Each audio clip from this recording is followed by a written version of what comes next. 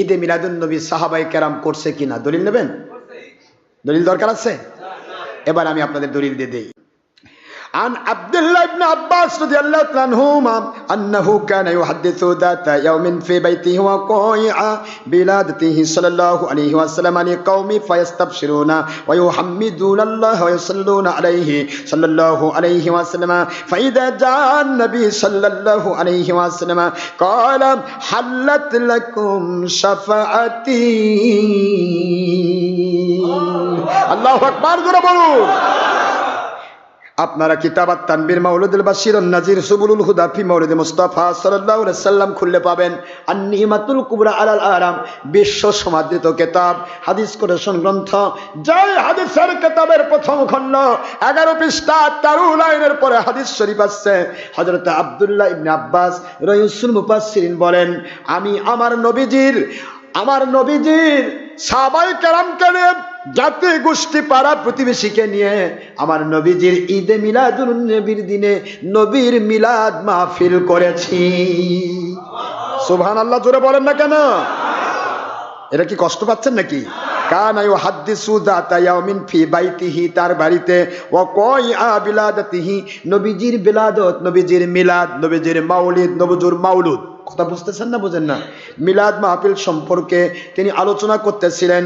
ওয়াস্তাবিশুনা, তিনি সুসংবাদ দিচ্ছিলেন, এই দিন আমার নবী জমিনে এসেছেন, এই দিন আমার নবী জমিনে এসেছেন, এই দিন হুজুরের মিলাদ হয়েছে, এই দিন হুজুর পৃথিবীতে তিনি জন্মগ্রহণ করেছেন। ওয়ায়ুহাম্মিদুনাল্লাহ, আল্লাহর শুকরিয়া করতেছিলেন তারা। ওয়ায়ুসাল্লুনা আলান নবী, আর নবীর উপরে দরুদ আর সালাম পেশ করতেছিলেন সাল্লাল্লাহু আলাইহি ওয়াসাল্লাম।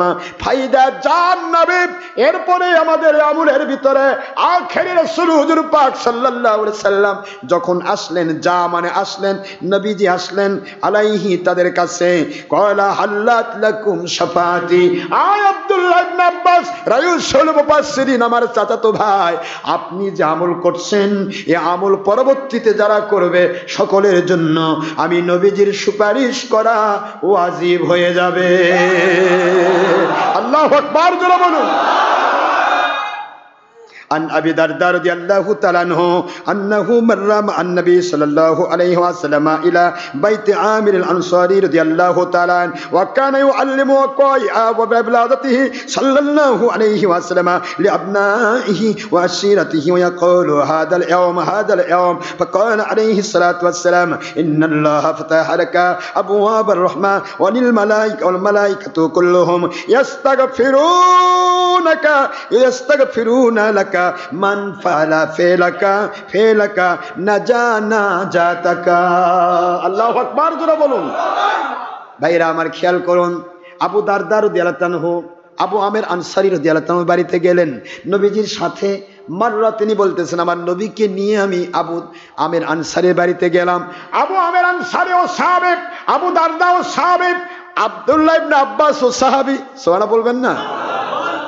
তিনি বলতেছেন, সেখানে গিয়ে দেখতে পেলাম আবু আমের আনসারী রাদিয়াল্লাহু তাআলা আনহু, তিনি কি করছেন? আমার নবীজির মিলাদ মাহফিলের আয়োজন করেছেন। সোমবার দিন 12ই রবিউল আউয়াল দিনে ঈদে মিলাদুন নবী তিনি পালন করছেন সবাইকে নিয়ে।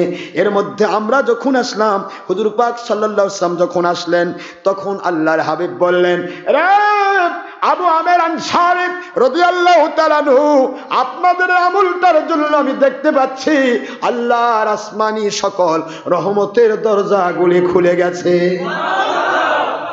হে আবু আমের আনসারী রাদিয়াল্লাহু আনহু, আল্লাহ রহমতের সমস্ত ফেরেশতারা আপনাদের জন্য দোয়া করছেন। আপনারা যে আমলটা করছেন, এই আমলের জন্য আমি নবীর সুপারিশ তো ওয়াজিব হবে।